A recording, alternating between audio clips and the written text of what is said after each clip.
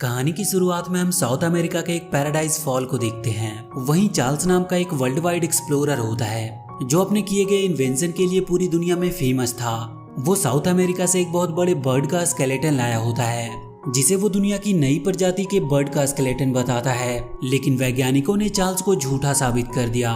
उन्होंने ये साबित कर दिया कि चार्ल्स ने जो स्केलेटन लाया था वो नकली था। इस पर चार्ल्स की काफी बेइज्जती होती है, इसीलिए वो लोगों से ये वादा करता है कि वो उस जायंट बर्ड को जिंदा लाएगा। ये कहते हुए चार्ल्स अपने टीम के साथ साउथ अमेरिका की ओर निकल जाता है। वहीं ऑडियंस के बीच में कार्ल नाम का एक लड़का बैठा होता है जो चार्ल्स का बहुत बड़ा फैन था, क्योंकि वो भी बड़ा होकर उसी की तरह एक एक्सप्लोरर बनना चाहता था। सेरेमनी खत्म होने के बाद कार्ल जब अपने घर जा रहा होता है तो रास्ते में उसे एक लड़की की आवाज सुनाई देती है जो जोर जोर से एक्सप्लोरर चार्ल्स के डायलॉग्स बोल रही होती है कि एडवेंचर ही जिंदगी है। कार्ल जब उस लड़की की आवाज सुनकर उसके घर में जाता है तो उसे पता चलता है कि वो लड़की भी बड़ी होकर एक एक्सप्लोरर बनना चाहती है। वो लड़की उसे अपना नाम एली बताती है। वहीं कार्ल का बलून उसके हाथ से छूटकर एली के ऊपर वाले कमरे में चला जाता है और जब वो उस बलून को लेने जाता है तो वहाँ से वो नीचे गिर जाता है, जिसकी वजह से उसका हाथ फ्रैक्चर हो जाता है। अगली रात एली कार्ल से मिलने के लिए उसके कमरे में आती है और उसे अपने एडवेंचर की बुक दिखाते हुए अपने ड्रीम के बारे में बताती है। उसका ड्रीम होता है कि वो एक दिन पैराडाइज फॉल पर जाना चाहती थी। इसके बाद एली कार्ल को एक बैज देती है और अब कहीं न कहीं एली कार्ल को पसंद करने लगती है और कुछ समय बीतने के बाद वो दोनों एक दूसरे से प्यार करने लगते हैं और जल्दी उन दोनों की शादी हो जाती है। वो दोनों अपने नए घर को सजाते हैं और वहाँ पर एक पोस्ट बॉक्स भी बनाते हैं और वहीं वो दोनों खुशहाल जिंदगी जीने लगते हैं। उनकी जिंदगी में किसी भी चीज की कमी नहीं थी, कमी होती है तो सिर्फ एक बेबी की, लेकिन उनकी ये कमी जल्द भी पूरी होने वाली थी। लेकिन इसी बीच एली के साथ कुछ ऐसी घटना घट जाती है जिसकी वजह से वो माँ बनने का सपना खो देती है और इसी वजह से वो डिप्रेशन में चली जाती है। ये देखकर कार्ल उसे खुश करने के लिए उसके सपनों को पूरा करना चाहता था और इसके लिए वो दोनों फंड्स भी इकट्ठा करने लगते हैं। लेकिन घर की कुछ जरूरतों को पूरा करने के लिए उनका वो फंड भी खत्म हो जाता है। इसी तरह करते करते वो दोनों काफी बूढ़े हो जाते हैं। लेकिन एक दिन कार्ल ये ठान लेता है कि वो एली के सपने को जरूर पूरा करेगा और जिस दिन वो एली को इस बात की सरप्राइज देने वाला था उसी दिन एली की हालत काफी खराब हो जाती है और वो कार्ल को छोड़कर हमेशा के लिए इस दुनिया से चली जाती है। एली की मौत के बाद कार्ल बिल्कुल अकेला रह जाता है। अगर कोई कार्ल के घर आता तो वो होती ओल्ड एज सेंटर की चिट्ठियां, जिसे देखकर कार्ल काफी गुस्सा होता था। धीरे धीरे काफी समय बीत जाता है और कार्ल के घर के आसपास बड़े बड़े बिल्डिंग्स बनने लगती है, लेकिन वो अपने घर को बिल्डिंग के ओनर को देना नहीं चाहता था क्योंकि उस घर से एली की बहुत सी यादें जुड़ी होती है। इसके बाद हम उसके घर पर रसल नाम के एक बच्चे को देखते हैं जो कार्ल से कहता है कि वो एक वर्ल्ड वाइड एक्सप्लोरर है और उसने सभी जगह कैंपिंग की हुई है। रसल को सीनियर एक्सप्लोरर बनने के लिए बस एक बैज की जरूरत थी जो कि ओल्ड सिटीजन की मदद करने पर मिलेगी, इसीलिए वो कार्ल की मदद करना चाहता था। पर कार्ल रसल से मदद लेने से इनकार कर देता है। लेकिन रसल जब वहाँ से जाने का नाम नहीं लेता तो वो उसे एक झूठी कहानी बनाकर बताता है कि एक डोडो नाम की बर्ड उसे काफी परेशान करता है और कार्ल उससे कहता है कि अगर तुम सच में मेरी मदद करना चाहते हो तो उस बर्ड को पकड़कर यहाँ से ले जाओ। रसल जब ये बात सुनता है तो तुरंत उस बर्ड को पकड़ने के लिए चला जाता है। उसके जाते ही वहाँ एक मशीन आती है जो उसके पोस्ट बॉक्स को टक्कर मारकर तोड़ देती है।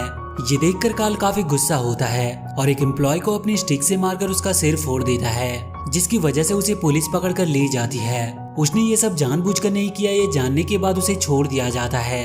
लेकिन कार्ल के काफी ओल्ड होने की वजह से कोर्ट उसे ओल्ड एज सेंटर जाने का ऑर्डर देती है। वो जब अपने घर जाता है तो वहाँ पर वो एली और उसके सपने को काफी मिस करता है।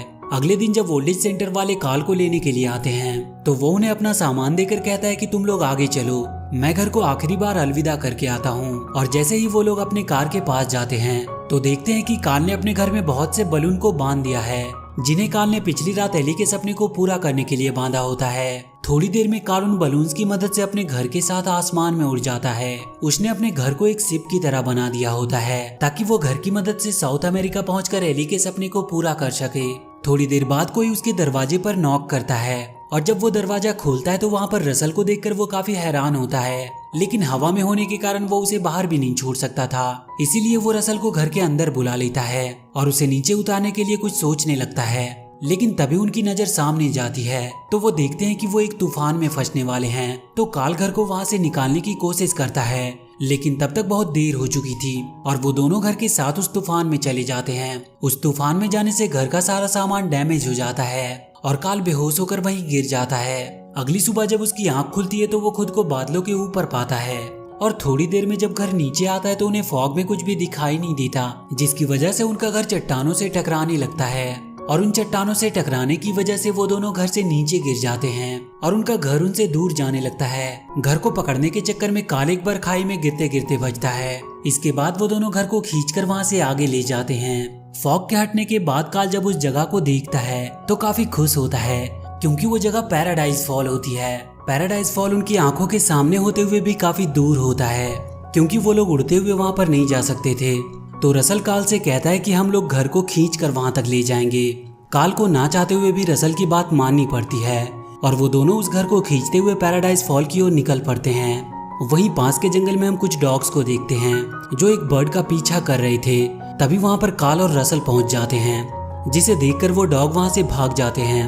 वहाँ चलते चलते रसल को एक बर्ड मिलती है जिसे उसका चॉकलेट काफी पसंद आता है। तो रसल उस बर्ड को अपना चॉकलेट खिलाकर उसे अपना दोस्त बना लेता है और वो उस बर्ड को लेकर काल के पास आता है और उसे भी अपने साथ लेकर चलने के लिए उससे पूछता है, पर काल ऐसा करने से मना कर देता है। लेकिन वो बर्ड रसल की दोस्त बन गई होती है, इसीलिए वो भी उनके पीछे पीछे आने लगती है। वहीं रास्ते में उन्हें एक डॉग मिलता है जिसका नाम डग था। वो डॉग उनकी तरह बात कर रहा होता है। ये देखकर वो दोनों काफी हैरान होते हैं। दरअसल उस डॉग के गले में एक ऐसी डिवाइस लगी थी जो उसकी फीलिंग्स को वॉइस में कन्वर्ट करती थी।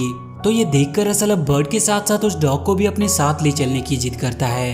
वहीं बाकी के डॉग्स को डग के ट्रैकर की मदद से ये पता चल जाता है कि डग उस जायंट बर्ड के साथ है, तो वो डॉग्स भी उनके पीछे निकल पड़ते हैं। इधर काल उस बर्ड और डग से काफी परेशान हो जाता है, तो वो उन दोनों को भगाने की कोशिश करता है। लेकिन कुछ ही देर बाद वो दोनों एक बार फिर से उसके पास आ जाते हैं। वहीं पर रसल काल को उस बर्ड का नाम केविन बताता है। इसके बाद रात में रसल टेंट लगा रहा होता है, लेकिन उसे वो टेंट लगाना आता नहीं था। इस पर काल उससे कहता है कि तुमने तो बहुत सारी कैंपिंग की हुई है, तो तुम्हें टेंट लगाना तो आना चाहिए।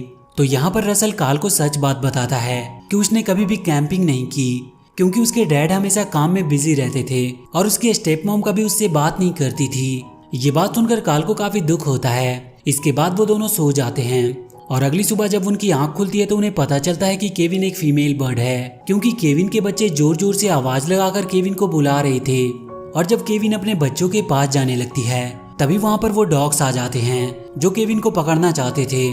केविन तो उनसे बच जाती है, लेकिन काल और रसल फंस जाते हैं, जिन्हें लेकर वो डॉग्स अपने मालिक के पास आते हैं जहाँ पर बहुत सारे डॉग्स होते हैं। और उन डॉग्स का मालिक कोई और नहीं बल्कि चार्ल्स होता है, जिसे देखकर काल काफी खुश होता है, क्योंकि वो बचपन से ही चार्ल्स का बहुत बड़ा फैन रहा था। इसके बाद चार्ल्स काल और रसल को डिनर के लिए इनवाइट करता है। वो अपने शिप में उन दोनों को बताता है कि वो एक जायंट बर्ड को पकड़ना चाहता है, जिसकी वजह से उसकी काफी बदनामी हुई थी और वो अपने बदनामी का बदला उस जायंट बर्ड को दुनिया के सामने लाकर पूरा करेगा। इस बात से काल समझ जाता है कि चार्ल्स एक बुरा आदमी है जो केविन को मारना चाहता है। लेकिन तभी रसल उस जायंट बर्ड के स्केलेटन को देख लेता है जो बिल्कुल केविन की तरह होती है। उसे देखते ही रसल कहता है कि ये तो केविन है। ये सुनकर चार्ल्स को उन पर शक होने लगता है। तभी चार्ल्स की नजर बाहर काल के घर पर जाती है, जहां वो केविन को देख लेता है। तो चार्ल्स उन दोनों को रोकने की कोशिश करता है, लेकिन वो दोनों चार्ल्स को चकमा देकर वहां से भाग जाते हैं। भागकर वो लोग तुरंत घर को लेकर वहां से निकल जाते हैं। डग उन्हें रास्ता दिखाता है और केविन भागने में उनकी मदद करती है। वहीं सभी डॉग्स उनके पीछे लगे होते हैं। वो लोग भागते हुए जा ही रहे होते हैं कि रास्ते में एक खाई आ जाती है और जैसे ही वो लोग खाई को पार करने लगते हैं, उन डॉग्स का कैप्टन केविन को पकड़ लेता है। लेकिन केविन किसी तरह अपना पैर छुड़ा लेती है, पर उसका पैर इसकी वजह से जख्मी हो गया था, जिसकी वजह से केविन ठीक से चल नहीं पा रही थी। तो वो दोनों केविन के पैर पर पट्टी बांध देते हैं और उसे लेकर उसके घर की ओर निकल जाते हैं। और जब केविन अपने घर पहुंचती है तो वो काफी खुश होती है। और जैसे ही केविन अपने घर में जाने वाली होती है, वहां पर चार्ल्स अपने डॉग के साथ आ जाता है और वो केविन को पकड़कर अपने साथ ले जाने लगता है। इधर चार्ल्स काल के घर में आग भी लगा देता है, जिसकी वजह से काल काफी कंफ्यूज होता है कि वो केविन को बचाए या फिर अपने घर को। लेकिन उसके घर से उसकी वाइफ एली की यादें जुड़ी थी, इसीलिए केविन अपने घर को बचाता है। उधर चार्ल्स केविन को पकड़कर अपने साथ ले जाता है। इस बात से रसल काल पर काफी गुस्सा होता है और अगली सुबह अपने बैच बेल्ट को उठाकर फेंक देता है और वो काल से कहता है कि उसे नहीं करनी किसी की मदद। वहीं काफी बलून्स फूट भी चुके थे, जिसके कारण उसका घर नीचे आ गया होता है। काल भी इस बात से काफी दुखी था और अपने घर में जाकर एली की उस एडवेंचर बुक को पढ़ने लगता है और वो अब ठान लेता है कि किसी भी तरह इस घर को वो पैराडाइज फॉल पहुंचा कर रहेगा और एली के सपने को वो जरूर पूरा करेगा। और वो घर की सारी हैवी चीजों को बाहर फेंक देता है, जिसकी वजह से घर फिर से एक बार हवा में उड़ने लगती है। वहीं रसल कुछ बलून्स को लेकर केविन की मदद करने के लिए चला जाता है। इधर काल जब घर को लेकर पैराडाइज फॉल जाने लगता है तो उसे दरवाजे पर डग मिलता है, जिसे देखकर काल का मन बदल जाता है और वो भी केविन की मदद करने के लिए चल देता है। इधर रसल चार्ल्स के शिप पर पहुंचकर केविन को छुड़ाने की कोशिश करता है, लेकिन वो पकड़ा जाता है। रसल को पकड़ने के बाद चार्ल्स जब काल को अपनी शिप की ओर आते हुए देखता है तो वो उसका ध्यान भटकाने के लिए रसल को दरवाजे से नीचे गिरा देता है। काल जब रसल को नीचे गिरते हुए देखता है तो वो किसी तरह उसे बचा लेता है। इसके बाद काल रसल को घर में ही छोड़कर अकेले ही केविन को बचाने जाता है और जब वो केविन के पास पहुंचता है तो वो देखता है कि वहाँ पर बहुत सारे डॉग्स उसकी गार्डिंग कर रहे होते हैं। तो वो अपने स्टिक के बॉल से उन डॉग्स का ध्यान भटकाता है और वो केविन को वहाँ से छुड़ा लेता है। इधर रसल अपने आप को छुड़ाने के चक्कर में घर से नीचे गिर जाता है, लेकिन वो किसी तरह एक रस्सी को पकड़ लेता है। चार्ल्स जब रसल को अकेला लटका हुआ देखता है तो वो अपने डॉग्स को उसे मारने भेजता है। इधर काल केविन को छुड़ाकर वहाँ से जाने की कोशिश कर रहा था तो चार्ल्स उस पर हमला कर देता है और वहाँ पर उन दोनों में फाइट होने लगती है और उसी फाइट के दौरान शिप का विंडो टूट जाता है। तो काल केविन को लेकर उस विंडो के थ्रू शिप के ऊपर आ जाता है।